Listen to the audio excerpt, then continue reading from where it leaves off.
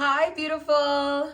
Today we are going to be talking about 10 attractive mannerisms that every woman needs to add into their routine, especially on this channel as we focus on reinventing yourself, embodying who your higher self is.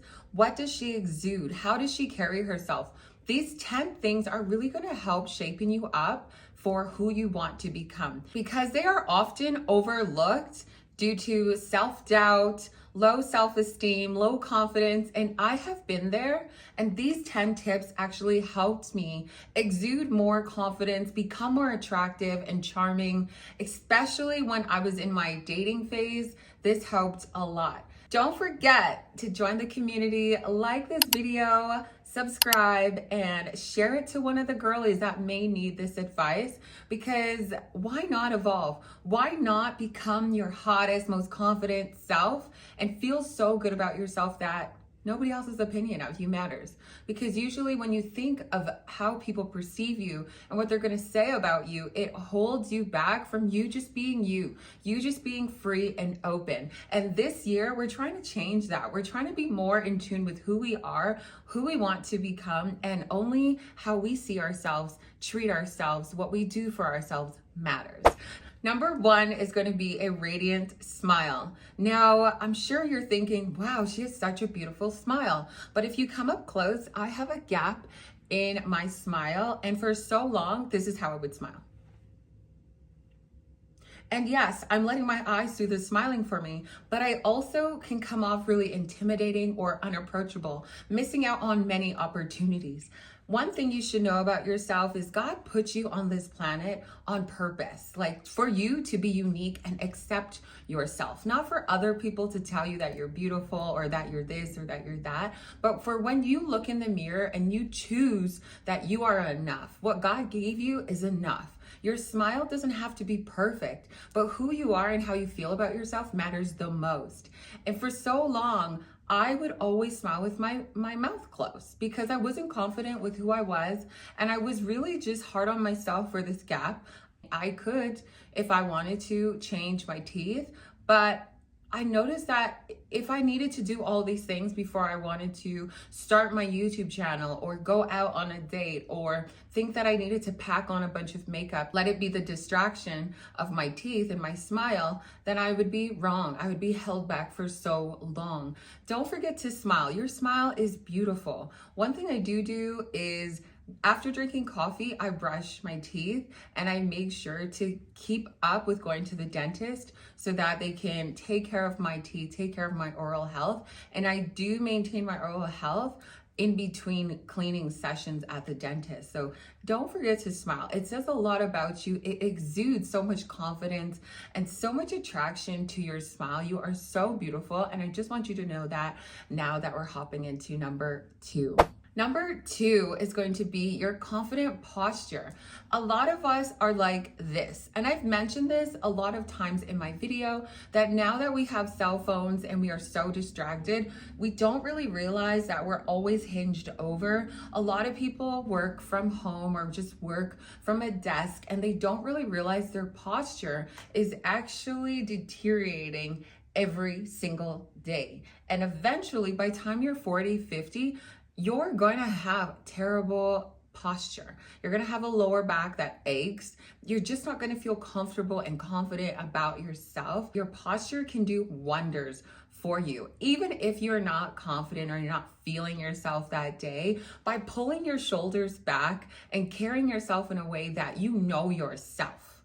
You know yourself so well, even on your bad day, nobody could tell you anything. I'm sorry, even if I was wearing a trash bag, nobody could tell me anything, because I'm going to be wearing that trash bag with my posture up, my head held high, my smile vibrant, and nobody is going to tell me anything. Nobody even has to tell me that I'm beautiful, because I know it.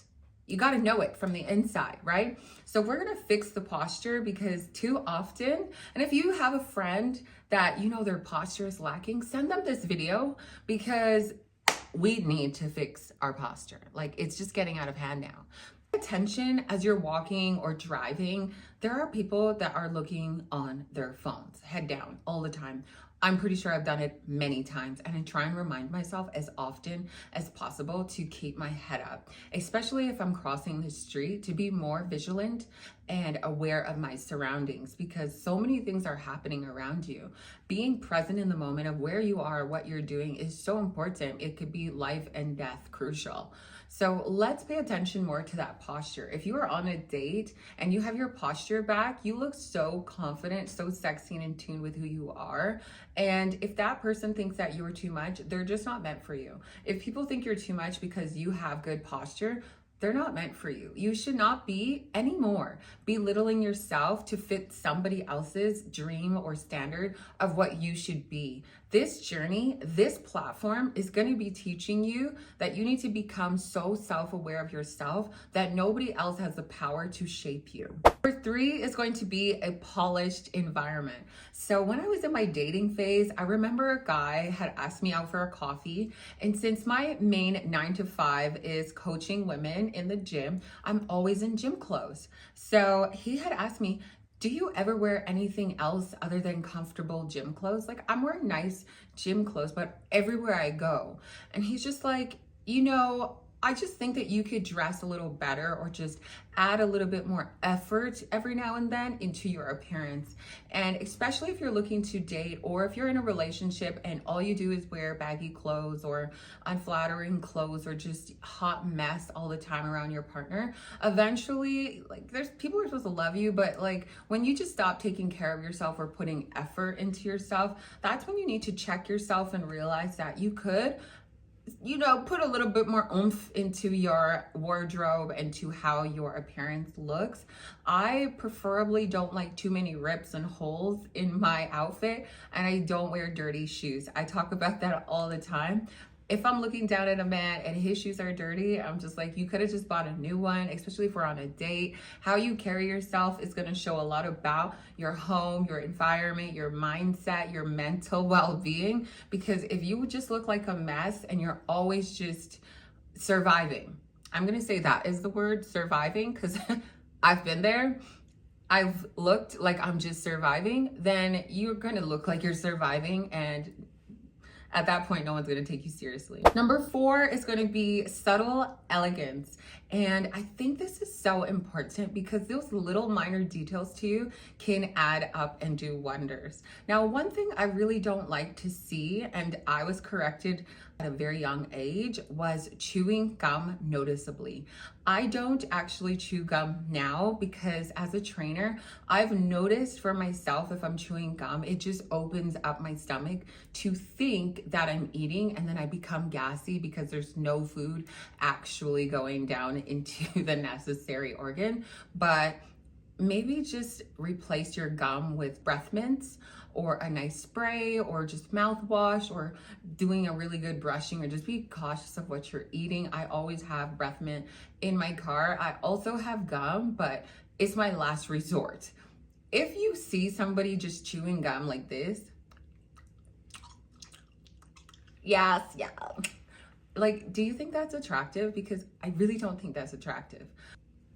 I'm sorry, I'm not trying to judge anyone, but just look in the mirror and chew gum and see what you look like. And then comment below if you're going to be chewing gum in 2024. You just don't let people know that you're chewing gum. Just chew the gum, spit it out. At the end of the day, I think breath mints work a lot better so that you can just finish with it and done, move on. Number 5 is going to be a graceful walk. Now, you do not need to be in 6-inch heels like your coach here, but you need to know how to walk with confidence. And I'm not talking about walking in any kinds of heels. I'm talking about every pep in your step matters. You want to be walking with grace, walking with intention, walking in the direction that you know where you're going, because there's nothing like seeing somebody looking lost, especially a beautiful, confident woman looking lost. You do not ever see a woman that you're inspired by looking lost. And you are your own inspiration. Look in the mirror. We're going to be changing the way that we walk. We're going to be walking with grace. We already talked about our posture, our smile. Now that walk, how you carry yourself, you don't just stop for everybody to entertain and be distracted by. If you know that you got to get here, get there. Don't be walking around like you're lost. Have grace in your step where you carry, your shoulders are back, you smell good, you're exuding confidence and feminine energy and just so smart, brilliant. You know yourself. Walk like that. Stop walking like this and so timid. I remember I used to be shy. Nobody could really hear me until somebody told me that there's so much in you. You need to embrace yourself. And the only way to start is by looking inwards and knowing that you are limiting your life by how you carry yourself, and your walk says wonders. Number 6 is going to be flattering style. Now, let me tell you something. This channel isn't going to go and tell you to buy all the millions of things to spend money. I'm sure you have clothes in your closet that you are probably saving for when you feel confident or when it fits. I'm telling you right now, you need to live in the present moment and wear the damn clothes, because I've been there. I've hoarded clothes. I've had moments where I've had this suit and I've never worn it outside. Okay. And I was like, maybe when I have a speaking engagement, I will start to wear what I want to. And life is short. Tomorrow is not promised, and nor are the clothes in your closet. You need to body up, get that confidence up, and start wearing those clothes. If you got gym clothes that you're like, oh, you need to work harder on being consistent to your goals to get into the size that you're looking for. Drop the comment below if you need some help, and I will help you get to your fitness goals, because that is what I do on my 9 to 5. But listen, how you carry yourself and the clothes that you wear need to be flattering to your body shape. I've said this before, there is not enough baggy sweaters and baggy sweatpants that exude confidence for you, because when I wear baggy sweatpants and a baggy hoodie, I love it. I'm usually doing fasted cardio in my house with my wig off, or I'm ready to open a bag of popcorn and watch some Netflix. It's not giving me, I'm going to be motivated. It's not giving me, I'm going to the coffee shop to see who I might meet some new friends, engage, get to know people, get out of my circle and my bubble. You need to dress the way your higher self. Who do you want to become? Who do you want to embody? And that is you. The goals, the inspiration that you have around who you want to become.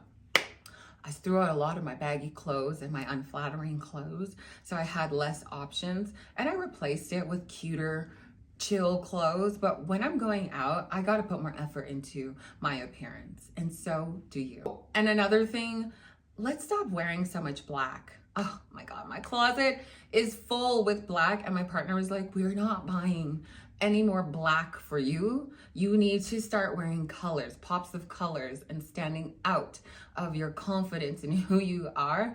So yeah, I haven't worn the suit yet, but I will definitely wear it outside the house, and I'm going to rock it as if I wore it 10 times already. But look, stop with the blacks and the grays.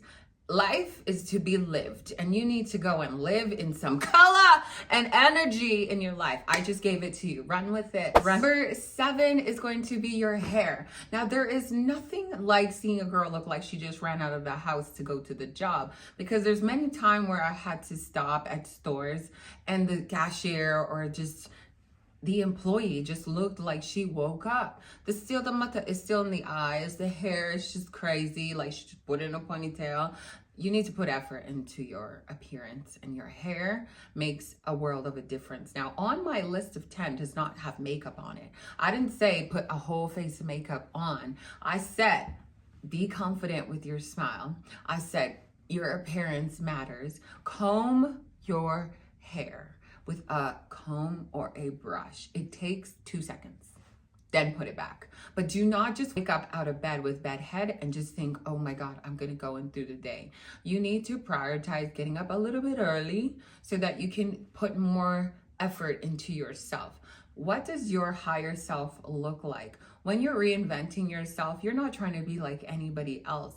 Now you're trying to develop habits that put you in position an action for you to start doing the new habits and the action towards becoming what you're inspired by.